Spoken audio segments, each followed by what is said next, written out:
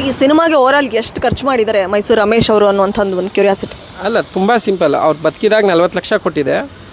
ಅದು ಅವ್ರು ಸತ್ತ ಮೇಲೆ ಕರೆಕ್ಟ್ ಲೆಕ್ಕ ಗೊತ್ತಿಲ್ಲ, 40ರಿಂದ 45 ಲಕ್ಷದ ಮಧ್ಯದ್ರಲ್ಲಿ ಆಗಿರ್ಬೋದು ಅಂತ. ಈ ಫೋರ್ಜರಿ ಪ್ರಶ್ನೆಗೆ ನಾನು ಆವಾಗಲೇ ಕೇಳಬೇಕಿತ್ತು, ಅದನ್ನು ನೀವೇ ಮಾತಾಡ್ತಾ ಹೋದ್ರಿ.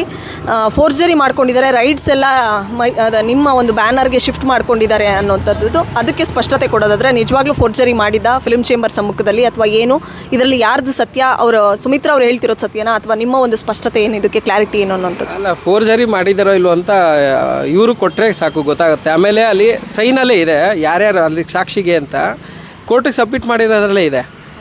ಅದರಲ್ಲಿ ಬಾಮಾ ಗಿರೀಶ್ ಅವರು, ಬಾಮಾ ಹರೀಶ್ ಅವರು ಸೈನ್ ಮಾಡಿದ್ದಾರೆ, ಇನ್ನೂ ಯಾರ್ಯಾರೋ ತುಂಬ ಜನ ಸೈನ್ ಮಾಡಿದ್ದಾರೆ. ಅಷ್ಟು ಜನನೂ ಫೋರ್ಜರಿ ಮಾಡೋಕ್ಕೆ ಸಾಧ್ಯನಾ? ಈಗ ನೀವು ಪ್ರಶ್ನೆನ ಈಗ ಬಾಮಾ ಗಿರೀಶ್ ಅವರು, ಹರೀಶ್ ಅವ್ರನ್ನ ಹೋಗಿ ಅವ್ರು ಸೈನ್ ಮಾಡಿದಾರೋ ಇಲ್ವೋ ಅಂತ ಅವ್ರನ್ನ ಕೇಳಿದ್ರೆ ಹೇಳ್ತಾರೆ.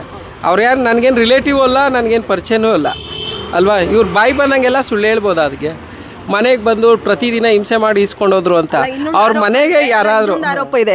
ಗುರುಪ್ರಸಾದ್ ಸರ್ ಸತ್ತಾಗ ಆ ಡೆಡ್ ಬಾಡಿ ಮುಂದೆನೇ ನೀವು ಎಲ್ಲಿದೆ, ಆ ಡಿಸ್ಕ್ ಎಲ್ಲಿದೆ ಅಥವಾ ಫುಟೇಜಸ್ ಎಲ್ಲಿದೆ ಅಂತ ಹುಡುಕಾಡ್ತಾ ಇದ್ರು, ಜೊತೆಗೆ ಅದನ್ನ ತೊಗೊಂಡೋಗೋವರೆಗೂ ಹಿಂಸೆ ಮಾಡ್ತಿದ್ರು ಅಂತ. ಇದಕ್ಕೆ ಏನು ಹೇಳ್ತಾರೆ ರಮೇಶ್? ಅವ್ರು ಸತ್ತಾಗ ನಾನು ಗೋವಾದಲ್ಲಿ ಇರ್ತೀನಿ, ಅಲ್ಲಿಂದ ನನಗೆ ಅವತ್ತು ನೈಟು ಬರ್ತೀನಿ ಇವ್ರು ನೋಡಬೇಕು ಅಂತ. ಅಷ್ಟರಲ್ಲಿ ದಫನ್ ಆಗಿತ್ತು. ಅವ್ರು ಇದ್ದಿದ್ದು ರೂಮ್ದು ರೆಂಟು ಕಟ್ಟಿರಲಿಲ್ಲ ಮೇಡಮ್. ಅವರು ನಾವು ಕಟ್ಬಿಟ್ಟು ಇದನ್ನು ನಮ್ಮ ರವಿ ದೀಕ್ಷಿತ್ ಅವರು ಇದ್ದಾರಲ್ಲ, ಅವರು ಮತ್ತು ಇನ್ನೊಬ್ಬರು ಇಬ್ಬರು ಸೇರಿ ಅಲ್ಲೇ ಇರ್ತಾರೆ, ನೀವು ಕಟ್ಬಿಡಿ, ನಾವು ಅದೇನಿದೆಯೋ ನಾವು ನೋಡ್ಕೊಳ್ಳೋಣ ಅಂತ ಹೇಳಿರ್ತೀವಿ. ರವಿ ದೀಕ್ಷಿತ್ ಅವ್ರ ಅಕೌಂಟಿಂದ 23,000 ರೂಪಾಯಿನೋ ರೆಂಟ್ ಕಟ್ಟಿರಲಿಲ್ಲ. ಅವ್ರು ಕೊಟ್ಬಿಟ್ಟು ಆ ಕಂಟೆಂಟನ್ನು ಅವ್ರ ಕೈಲಿ ಕೊಟ್ಟು ಕಳಿಸ್ತಾರೆ. ಅಷ್ಟು ಸಭ್ಯತೆ, ಅಷ್ಟು ಸಭ್ಯತೆಯಿಂದ ನೆಟ್ಕೊಂಡಿದ್ದೀವಿ. ಇವತ್ತು ಬಾಯಿಗೆ ಬಂದಂಗೆಲ್ಲ ಹೇಳ್ತಾರೆ. ಅವತ್ತು ಪ್ರೆಸ್ ಮೀಟಲ್ಲಿ ನಾನು ಇದ್ದೆ ಸರ್. ನಿಮ್ಮ ಸಿನಿಮಾನ ಬಿಡುಗಡೆ ಮಾಡೋದಕ್ಕೆ ತುಂಬ ಜನ, ಅಂದರೆ ಶರತ್ ಲೋಹಿತ್ ಸರಿಂದ ಹಿಡಿದು ರೇವತಿ ಮೇಡಮಿಂದ ಹಿಡಿದು ತುಂಬ ಜನ ಗಣ್ಯರೆಲ್ಲರೂ ಇದ್ದರು. ಅವತ್ತು ಬಂದು ನಿಮ್ಮ ಸಿನಿಮಾಗೆ ಸಪೋರ್ಟ್ ಮಾಡಿದಂಥ ಸುಮಿತ್ರಾ ಅವರು ಏಕಾಏಕಿ ಈ ಥರ ದಿಢೀರ್ ಬದಲಾಗೋದಕ್ಕೆ ಯಾರು ಕಾರಣ ಅಂತೀರಾ? ಏನು ಕಾರಣ ಆಗಿರ್ಬೋದು ಅಂತ? ಮೇಡಮ್, ನನಗೂ ಗೊತ್ತಿಲ್ಲ. ರಿಲೀಸ್ದು ಅದಾದಮೇಲೆ ಯಾರೋ ಒಬ್ಬರು ನನಗೆ ಹೇಳಿದ್ದು, ಅನೂಪ್ ಸರ್ಗೆಲ್ಲರಿಗೂ ದುಡ್ಡು ಅಂದರೆ ಅನೂಪ್ ಸರ್ಗೆಲ್ಲ ಪೇಮೆಂಟ್ ಕೊಟ್ಟಿದ್ದಾರೆ, ನನ್ನ ಗಂಡ ಆ್ಯಕ್ಟಿಂಗ್ ಮಾಡಿಲ್ವಾ, ನನ್ನ ಗಂಡ ಡೈರೆಕ್ಟ್ ಮಾಡಿಲ್ವಾ, ಅವ್ರಿಗೂ ಮೊದಲೇ ಕೊಡೋಕೆ ಹೇಳಿ ಅಂತ ಹೇಳಿದ್ರಂತೆ.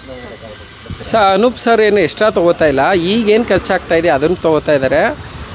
ಬಂದಿದ್ದ ಲಾಭದಲ್ಲೂ ಕೊಡ್ತೀವಿ ಅಂತ ಅವ್ರಿಗೂ ಸಹ ಹೇಳಿದ್ವಿ, ಒಪ್ಕೊಂಡಿದ್ದಾರೆ ಅಂತ ಹೇಳ್ತೀನಿ. ಅದಾದಮೇಲೆ ಚೇಂಬರಿಂದ ಕಾಲ್ ಬರುತ್ತೆ. ಆದರೆ ಇವರು ಅವ್ರ ನೇಮ್ ಏನು ಸರ್? ನರಸಿಂಹ ಸರ್. ಅವ್ರು ಕಾಲ್ ಮಾಡ್ತಾರೆ. ಸರ್ ಒಂದಷ್ಟು ಕೊಟ್ಬಿಡಿ ಅಂತ ಹೇಳ್ತಾರೆ.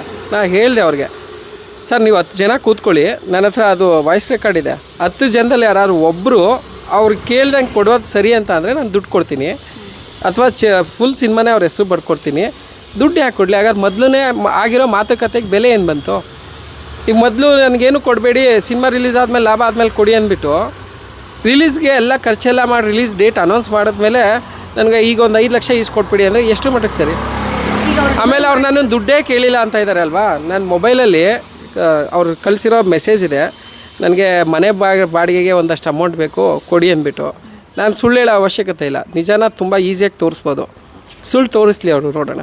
ಸುಮಿತ್ರಾ ಅವ್ರ ಡಿಮಾಂಡ್ ಏನು ಸರ್? ಎಷ್ಟು ಲಕ್ಷಕ್ಕೆ ನಿಮ್ಗೆ ಡಿಮಾಂಡ್ ಮಾಡ್ತಾ ಇದ್ದಾರೆ? ನನ್ನ ಹತ್ರ ಇಷ್ಟೇ ಬೇಕು ಅಂತ ನನ್ನ ಹತ್ರ ಕೇಳಿಲ್ಲ. ಚೇಂಬರಿಂದ ಇವರು ಯಾರು ಚಿಂಗಾರಿ ಮಹಾದೇವ್ರು ಕಾಲ್ ಮಾಡಿದ್ದಾರೆ, ಸಾರಾ ಗೋವಿಂದ್ ಅವ್ರು ಮಾಡಿದ್ದಾರೆ, ಆಮೇಲೆ ಅವ್ರ ಸೆಕ್ರೆಟ್ರಿ ಅವ್ರು ಕಾಲ್ ಮಾಡಿದರು, ಇನ್ನೂ ಒಂದಿಬ್ಬರು, ಎಲ್ಲರೂ ಕಾಲ್ ಮಾಡಿ ಸರ್ ಅದೆಷ್ಟೋ ಕೊಟ್ಬಿಡಿ, ಅದೆಷ್ಟೋ ನನ್ನ ಪ್ರಶ್ನೆ ಇಷ್ಟೇ, ಯಾಕೆ ಕೊಡಬೇಕು? ಮೊದಲನೇ ಮಾತುಕತೆಯಲ್ಲೇ ಅವ್ರೇನಾದರೂ ಅಪ್ಪಿತಪ್ಪಿ ಈಗ ಜಾಸ್ತಿ ದುಡ್ಡು ಸಂಪಾದನೆ ಮಾಡಿದಾಗಲೂ ಅವರು ಲಾಭದಲ್ಲಿ ಬಿಡ್ತಾರೆ ಅಂದಿದ್ದರೆ, ನನಗೆ 51% ಬೇಡ ಸರ್, ನನಗೊಂದು 5 ಲಕ್ಷನೋ 10 ಲಕ್ಷನೋ ಕೊಡಿ ಅಂತ ಮೊದಲನೇ ದಿನ ಹೇಳಿದ್ದಾರೆ, ಓಕೆ ಮೇಡಮ್ ತೊಗೊಳ್ಳಿ ಅಂತ ಕೊಟ್ಬಿಟ್ಟು ನಾವು ಮಾಡ್ಕೋತಾಯಿದ್ವಿ. ಅವತ್ತು ಲಾಭದಲ್ಲೂ ಬೇಕು, ಮೊದಲೂ ದುಡ್ಡು ಬೇಕು ಅಂದರೆ ಬೇರೆಯವ್ರು ಇನ್ವೆಸ್ಟ್ಮೆಂಟ್ ಮಾಡಿರೋರು ಏನು ಕತೆ ಆಗೋದ್ರೆ? ಈಗ ನೀವು ಸಿನಿಮಾ ರಿಲೀಸ್ ಮಾಡಲ್ಲ ಅಂತ ಕೂತ್ರೆ ನಿಮಗೆ ಲಾಸ್ ಅಲ್ವಾ ಸರ್? 60-70 ಲಕ್ಷ ದುಡ್ಡು ಲಾಸ್ ಆಗುತ್ತೆ. ಮೇಡಮ್, ನಾನು ನಷ್ಟ ಅನುಭವಿಸೋಕ್ಕೆ ರೆಡಿ ಇದ್ದೀನಿ, ಮೋಸ ಹೋಗೋಕ್ಕೆ ರೆಡಿ ಇಲ್ಲ ಮೇಡಮ್. ನಷ್ಟ ಅನುಭವಿಸ್ತೀನಿ ನಾನು, ಮೋಸ ಹೋಗೋಕ್ಕೆ ನಾನು ರೆಡಿ ಇಲ್ಲ. ಇನ್ನೊಬ್ಬರು ನನಗೆ ಶ್ರೀನಿವಾಸ್ ರಾಜು ಅವರು ಅಂತ ಇಂಡಸ್ಟ್ರಿಲಿ, ಅಂದರೆ ನಾನು ರಿಪೋರ್ಟರ್ ಆಗಿ ಕೆಲಸ ಮಾಡಬೇಕಾದ್ರೂ ಮಾಧ್ಯಮದಲ್ಲಿ ಅವರು ಒಂದು 40 ಲಕ್ಷ ಏನೋ ಕೊಟ್ಟು ಕಳ್ಕೊಂಡಿದ್ರಂತೆ. ಸೊ ಈ ಸಿನಿಮಾ ರಿಲೀಸ್ ಆದರೆ ಈ ಸಿನಿಮಾ ನಿರ್ಮಾಪಕರನ್ನ ನಾವು ಕಾಂಟ್ಯಾಕ್ಟ್ ಮಾಡ್ಬೋದು, ನಮಗೊಂದಿಷ್ಟು ಸಹಾಯ ಮಾಡಿದ್ದೀರಾ ಅಂತ ಕೇಳ್ಬೋದು ಅನ್ನೋ ಮನಸ್ಥಿತಿಯಲ್ಲಿ ಅವರು ಇದ್ದರು. ನಾನೇ ಗೌರಿ ಶಕ್ಕಿ ಅವ್ರದ್ದು ಒಂದು ಇಂಟರ್ವ್ಯೂ ಮಾಡಿದ್ವಿ, ಅದರಲ್ಲಿ ನಾನು ಕೊನೆಯಲ್ಲಿ ಹೇಳಿದ್ದೀನಿ, ಅವ್ರೇನು ನನಗೆ ಕಾಲ್ ಮಾಡಿ ಕೇಳಿರಲಿಲ್ಲ, ಇಲ್ಲ ಸಿನಿಮಾದಲ್ಲಿ ಏನೋ ಒಂದು ಲಾಭ ಬಂದರೆ ನನ್ನ ಲಾಭದಲ್ಲಿ, ಬೇರೆಯವ್ರ ಲಾಭದಲ್ಲಲ್ಲ, ನನಗೆ ಬರೋ ಶೇರಿಂಗ್ ಲಾಭದಲ್ಲೂ ಅವ್ರಿಗೂ ಕೊಡ್ತೀನಿ, ಇನ್ನೊಂದು ಬುಕ್ಕಿಗೆ ಕಂಪ್ಲೇಂಟ್ ಇತ್ತು ಆ ದುಡ್ಡನ್ನೂ ಕೊಡ್ತೀನಿ ಅಂತ ಹೇಳಿದ್ದೀನಿ. ಬೇಕಾದ್ರೆ ನೀವು ಹೋಗಿ ಚೆಕ್ ಮಾಡಿ, ನಾನು ಇವತ್ತು ಹೇಳ್ತಾ ಇರೋದಲ್ಲ. ತೊಗೊಂಡು ಬಂದು ಅದ್ರದ್ದು 80,000 ಏನೋ ಕೊಡ್ಬೇಕು. ಹೌದು, ಆ ದುಡ್ಡು ಕೊಡೋಣ ಅಂತ ಅಂದ್ಕೊಂಡಿದ್ವಿ. ಆದರೆ ನನ್ನ ಕೈಯಿಂದ ಕೊಡಲ್ಲ. ಈ ಸಿನಿಮಾದಲ್ಲಿ ಲಾಭ ಬಂದಿದ್ರಲ್ಲಿ ನನಗೆ ಬರೋ ಲಾಭದಲ್ಲಿ ಅಂತ ಹೇಳಿ, ಬೇರೆ ಯಾರ್ದೋ ಇನ್ವೆಸ್ಟ್ಮೆಂಟು ಲಾಭದಲ್ಲಿ ಅಂತ ಕೊಡ್ತೀನಿ ಅಂತ ಹೇಳ್ತಾ ಇಲ್ಲ. ಆಲ್ಮೋಸ್ಟು 80%, 75% ನನ್ನದೇ ಶೇರಿಂಗ್ ಇರೋದು ಅಲ್ಲಿ ಟೋಟಲ್ ಲೆಕ್ಕ ಹಾಕಿದ್ರೆ. ಸರ್, ಈಗ ಗುರುಪ್ರಸಾದ್ ಸರ್ ಮಾಡೋಗಿದ್ದಂಥ ಸಾಲಗಳನ್ನ ತಾವುಗಳು ಜವಾಬ್ದಾರಿ ಹೊತ್ಕೊಳ್ತಿರೋದಕ್ಕೆ ರೀಸನ್ ಏನು ಸರ್? ಅಂದರೆ ಲೈಕ್ ಈಗ ಅವ್ರವ್ರು ಮಾಡ್ಕೊಂಡಿರೋ ಸಾಲ ತೀರ್ಸೋಕ್ಕೆ ಒದ್ದಾಡ್ತಾರೆ, ಯಾರೂ ಒತ್ಕೊಳ್ಳಲ್ಲ ಬೇರೆಯವ್ರ ಜವಾಬ್ದಾರಿಗಳು. ಇಲ್ಲ, ಖಂಡಿತ ಅವ್ರ ಸಾಲ ತೀರ್ಸೋಕ್ಕೆ ನಾನು ಅವ್ರ ರಿಲೇಟಿವ್ ಅಲ್ಲ ಅಥವಾ ಅಣ್ಣ ತಮ್ಮ ಯಾರೂ ಅಲ್ಲ. ಅವ್ರ ಕೊನೆ ಸಿನಿಮಾದಲ್ಲಿ ನಾವು ಕೆಲಸ ಜೊತೆಯಲ್ಲಿ ಒಂದಷ್ಟು ಟೈಮ್ ಸ್ಪೆಂಡ್ ಮಾಡಿದ್ವಲ್ಲ ಅನ್ನೋ ಕಾರಣಕ್ಕೆ ಹಿಂಗೇನೋ ಅವ್ರ ಕೊನೆ ಸಿನಿಮಾದಲ್ಲಿ ಬರೋ ಲಾಭದಲ್ಲಿ ಕೊಡೋಣ ಅಂದ್ಕೊಂಡ್ವಿ ಹೊರತು ನನ್ನ ಮನೆಯಿಂದ ದುಡ್ಡು ಕೊಡೋಷ್ಟು ನಾನು ದುಡ್ಡು ಇಟ್ಟಿಲ್ಲ ಮೇಡಮ್. ಇನ್ನೊಂದು, ಸೋಷಿಯಲ್ ಮೀಡಿಯಾದಲ್ಲಿ ಕಮೆಂಟ್ಸ್ಗಳನ್ನ ಚೆಕ್ ಮಾಡಿದ್ರೆ ಸುಮಿತ್ರಾ ಅವ್ರು ಮಾತಾಡ್ತಿದ್ದಾರಲ್ಲ, ನೀವು ಇವತ್ತು ಶೇರ್ ಕೊಡಿ ಅಂತ ಕೇಳ್ತಾ ಇದ್ದೀರಾ, 10 ಲಕ್ಷ ಕೊಡಿ ಅಂತ ಡಿಮಾಂಡ್ ಮಾಡ್ತಿದ್ದೀರಲ್ಲ. ಸೊ ಲಾಭದ ಬಗ್ಗೆ ನೀವು ಮಾತಾಡ್ತಾ ಇರೋರು, ನಿನ್ನ ಗಂಡ ಮಾಡಿರ್ತಕ್ಕಂಥ ಸಾಲಗಳನ್ನ ತೀರಿಸ್ಕೊಳ್ಳೋ ಜವಾಬ್ದಾರಿನೂ ನಿಂದಿರುತ್ತೆ. ಎಕ್ಸಾಂಪಲ್ ಬುಕ್ಸ್ ಅವ್ರದ್ದು, ಜೊತೆಗೆ ಶ್ರೀನಿವಾಸ ರಾಜು ಅವ್ರದ್ದು ಅಂತಿದ್ದಾರೆ. ಸೊ ಏನು ಹೇಳ್ತಾರೆ ಅಂತ ಲಾಭದಲ್ಲಿ ಇವಾಗ ಕೇಳ್ತಾ ಇದ್ದಾರಲ್ವ, ಹಾಗೆ ನೈತಿಕತೆಯಿಂದನೂ ಗಂಡಂಗೆ ಹುಷಾರಿಲ್ಲ ಅಂದರೆ ಆರೋಗ್ಯ ಸರಿಯಿಲ್ಲ ಅಂದಾಗ ಜೊತೇಲಿರಬೇಕಾಗಿರೋದು ಇದು ಅವ್ರ ಪರ್ಸ್ನಲ್ಲು, ಅವ್ರಿಗೂ ನೈತಿಕತೆ ಇರಬೇಕಲ್ವ ಮೇಡಮ್. ಆವಾಗ ಕೊನೆ ಟೈಮಲ್ಲಿ ನಾನು ಜೊತೇಲಿರಲಿಲ್ಲ, ಈಗ ಲಾಭದಲ್ಲಿ ಬಂದು ಕೇಳ್ತಾ ಇದ್ದೀವಿ ಅಂತ. ನಾವು ಅಂದ್ಕೊಂಡಿದ್ದು ನಿಜವಾಗ್ಲೂ ಈಗ ಕೊಡಬೇಕಾಗಿರೋದು ಅವ್ರಿಗೆ ವಯಸ್ಸಾಗಿರೋ ತಾಯಿಗೆ ಕೊಡ್ಬೇಕು. ನಾವು ಇದ್ದಾರೆ ಅವರು ಕೊಡಬೇಕು. ನಾವು ರವಿ ದೀಕ್ಷಿತ್ ಅವರು ಅದನ್ನೂ ಮಾತಾಡ್ಕೊಂಡಿದ್ವಿ ಸರ್, ಏನೋ ಒಂದು ಒಳ್ಳೇದು ಏನೋ ಆದರೆ ಬರೋದ್ರಲ್ಲಿ ಎಲ್ರಿಗೂ ಕೊಡೋಣ ಅಂದ್ಬಿಟ್ಟು. ಗೊತ್ತಿಲ್ಲ, ಈಗ ರೀಸೆಂಟಾಗಿ ರವಿ ದೀಕ್ಷಿತ್ ಅವ್ರು ಕಾಲ್ ಮಾಡಿದ್ರು, ಮಾತಾಡಿದೆ ಅಂತ ಹೇಳಿದ್ರು. ನನಗೆ ಅದ್ರ ಬಗ್ಗೆ ಐಡಿಯಾ ಇಲ್ಲ.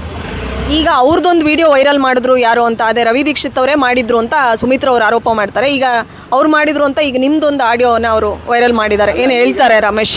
ಅಲ್ಲ, ನಾನು ಅವ್ರ ಉದ್ದೇಶ ಇಷ್ಟೇ, ನನಗೆ ಆಡಿಯೋ ರಿಲೀಸ್ ಆಗಿದ್ದು ನನಗೆ ಗೊತ್ತಿಲ್ಲ ಅಂತ ಹೇಳಿದ್ದೆ. ಆ ಕಾರಣಕ್ಕೆ ಅವ್ರಿಗೆ ಗೊತ್ತಿದೆ ಅನ್ನೋದು ಪ್ರೂವ್ ಮಾಡ್ಕೊಳ್ಳೋಕ್ಕೋಸ್ಕರ ಮಾಡಿದ್ದಾರೆ. ಅದು ತುಂಬ ಸಿಂಪಲ್, ಅವರೇ ಮಾಡಿರೋದಕ್ಕೆ. ಯಾಕೆಂದರೆ ನಾನು ಗುರುಪ್ರಸಾದ್ ಅವ್ರು ಕಾಲ್ ಮಾಡಿರೋದು, ಆ ಮೊಬೈಲ್ ಈಗ ಅವ್ರ ಹತ್ರ ಇದೆ ಅಂತ. ಇದನ್ನೆಲ್ಲ ಮಾಡ್ತಾರೆ ಅಲ್ವಾ, ಅವ್ರದ್ದು ಜಿಮೇಲ್ ಒಂದು ಇದೆ, ಅದನ್ನು ಓಪನ್ ಮಾಡಿಬಿಟ್ಟು ಅಲ್ಲೂ ಏನೇನಿದೆ ಅಂತ ಅದನ್ನೆಲ್ಲ ವೈರಲ್ ಮಾಡೋಕ್ಕೆ ಹೇಳಿ ಗುರುಪ್ರಸಾದ್ ಹೆಂಡ್ತಿ ಅಂತ ಹೇಳ್ಕೊಂಡು ಮುಖ ಮುಚ್ಕೊಂಡು ಓಡಾಡಬೇಕು, ಆ ಥರ ಇದೆ. ಇಷ್ಟೆಲ್ಲ ಆದಮೇಲೆ ಒಬ್ಬ ನಿರ್ಮಾಪಕ ಮತ್ತೊಂದು ಸಿನಿಮಾ ಮಾಡೋಷ್ಟು ಶಕ್ತಿ ಇದ್ರೂ ಕೂಡ ಉತ್ಸಾಹ ತೋರಿಸಲ್ಲ. ಮೈಸೂರು ರಮೇಶ್ ಅವರ ಪರಿಸ್ಥಿತಿ, ಸಿಚುಯೇಷನ್ ಈಗೇನಿದೆ, ಮುಂದಿನ ದಿನಗಳಲ್ಲಿ ಯಾವ ಥರದ ಸಿನಿಮಾಗಳು ಮಾಡಬೇಕು, ಯಾರ ಜೊತೆ ಟೈಅಪ್ ಆಗಬೇಕು ಅನ್ನೋ ಥರದ್ದು? ಇಲ್ಲ, ನೆಕ್ಸ್ಟು ನಂದು ಸಿಂಪಲ್ ಸುನಿಯವ್ರ ಜೊತೆನೇ ಒಂದು ಸಿನಿಮಾ ರೆಡಿ ಆಗಿದೆ, ರಿಲೀಸ್ ಮಾಡ್ತೀವಿ. ಆಮೇಲೆ ಇದು ತುಂಬ ಸಣ್ಣ ಪ್ರಾಜೆಕ್ಟ್ ಮೇಡಮ್, ಏನು ದೊಡ್ಡದು ಅಂತ ಏನಲ್ಲ, ತುಂಬ ಚಿಕ್ಕದ್ರಲ್ಲಿ ಚಿಕ್ಕದು. ಆಮೇಲೆ ಇದನ್ನು ಲಾಸ್ ಆಗುತ್ತೆ ಅಂತಲೂ ಗೊತ್ತಿದ್ರು ಯಾಕೆ ಮಾಡಿದ್ವಿ ಅಂದರೆ ಏನೋ ಒಂದು ತಿಂದ ಮೇಲೆ ಎತ್ತಬೇಕಲ್ವ ಮೇಡಮ್. ಆ ಕಾರಣಕ್ಕೋಸ್ಕರ ತಿಂದ್ಬಿಟ್ಟಿದ್ದೀವಿ, ಅದು ಗಲೀಜು ತಿಂದಿದ್ದೀವಿ, ಈಚೆ ಹಾಕಬೇಕು ಅಂದ್ಕೊಂಡು ಮುಗ್ಸೋಕ್ಕೋಸ್ಕರ ಬಂದ್ವಿ ಅಷ್ಟೇ. ಇಷ್ಟೆಲ್ಲ ಆದಮೇಲೆ ಸುಮಿತ್ರಾ ಅವ್ರು ಏನಾದರೂ ನಿಮಗೆ ಕಾಲ್ ಮಾಡಿ ಕಾಂಪ್ರಮೈಸಿಗೆ ಬಂದ್ರಾ, ಅಥವಾ ಸಿನಿಮಾ ರಿಲೀಸ್ ಮಾಡಿ ಅಂತ ಆ ಥರದ್ದು ಏನಾದರೂ ಹೇಳಿದ್ರಾ, ಅಥವಾ ಹೇಗೆ? ಕಾಂಪ್ರಮೈಸ್ ಅನ್ನೋದು ಇಲ್ಲವೇ ಇಲ್ಲ. ನಾವು ಅವ್ರ ಸವಾಸ ನಮಗೆ ಬೇಡವೇ ಬೇಡ. ನನ್ನ ಹೆಸರು ಅವ್ರ ಬಾಯಿಂದ ಬರಬಾರ್ದು, ಅವ್ರ ಹೆಸರು ನನ್ನ ಬಾಯಿಂದ ಬರಬಾರ್ದು ಅಂತಲೇ ಸಿನಿಮಾ ರಿಲೀಸ್ ಮಾಡಲ್ಲ. ಹಂಗೂ ರಿಲೀಸ್ ಮಾಡಬೇಕಾ? ಅವ್ರ 100ನೇ ವರ್ಷಕ್ಕೆ ನನ್ನ ಇದ್ರಲ್ಲಿ ಮಾಡಲ್ಲ, ನನ್ನ ಮಕ್ಕಳು ಮೊಮ್ಮಕ್ಕಳು ಯಾರು ರಿಲೀಸ್ ಮಾಡ್ಕೊಳ್ಳಿ, ಮ್ಯೂಸಿಯಮಲ್ಲಿ ಇಟ್ಟಿರ್ತೀನಿ ಸಿನಿಮಾನ. ಅಪ್ಪಿತಪ್ಪಿ ಯಾರಾದರೂ ಕರ್ನಾಟಕದಲ್ಲಿ ಗುರುಪ್ರಸಾದ್ ಅವ್ರಿಗೆ 1 ಕೋಟಿ ಡೈರೆಕ್ಷನ್ ಕೊಟ್ಟು, ಅವ್ರ ಆ್ಯಕ್ಟಿಂಗ್ 50 ಲಕ್ಷ ಕೊಟ್ಟು, 1.5 ಕೋಟಿನ ಸುಮಿತ್ರಾ ಗುರುಪ್ರಸಾದ್ ಅವ್ರಿಗೆ ಕೊಟ್ಟು, ನಾವು ಯಾರ್ಯಾರು ಇನ್ವೆಸ್ಟ್ಮೆಂಟ್ ಮಾಡ್ತೀವಿ ಅದೆಲ್ಲ ಕೊಟ್ಬಿಟ್ಟು ರಿಲೀಸ್ ಮಾಡ್ಕೊಳ್ಳೋರಿದ್ರೆ ಮಾಡ್ಕೊಳ್ಳಿ. ನೋಡೋಣ ಕರ್ನಾಟಕದಲ್ಲಿ ಅದೆಷ್ಟು ಜನ ಇದ್ದಾರೆ, ಬರ್ತಾರೆ ನೋಡೋಣ.